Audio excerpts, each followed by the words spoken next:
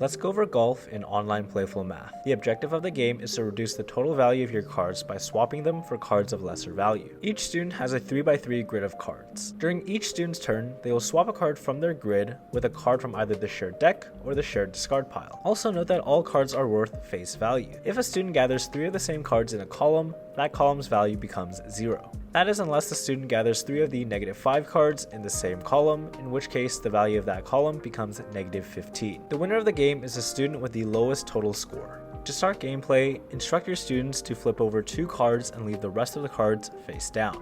In this case, I'll work with students 1 and 2. The rest of the cards remain unknown until they're swapped out. As a dealer, you will reveal the top card of the shared deck and place it face up in the discard pile.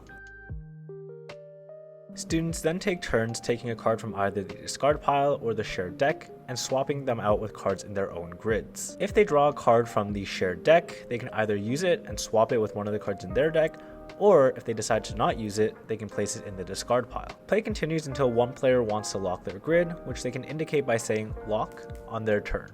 When a student declares lock, everyone has one more turn before the game concludes. A student may decide to do this if they think they have the lowest value even with the unknown cards in their grids. Alternatively, play concludes when a player has all of their cards faced up from swapping cards. Once this happens, all of the students will also flip over their remaining cards. After everyone has their final turn, each student calculates their total score by adding up all the values in their grid. And again, the winner of the game is the student with the lowest score.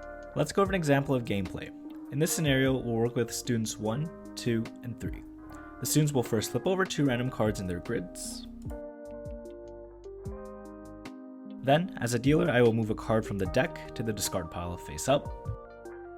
Let's say student 1 swaps a card in their grid for the card from the top of the discard pile. This concludes their turn. Let's say student 2 decides to draw a card from the deck and places it in the discard pile. And let's say student 3 draws a card from the deck and swaps it with the card in their grid.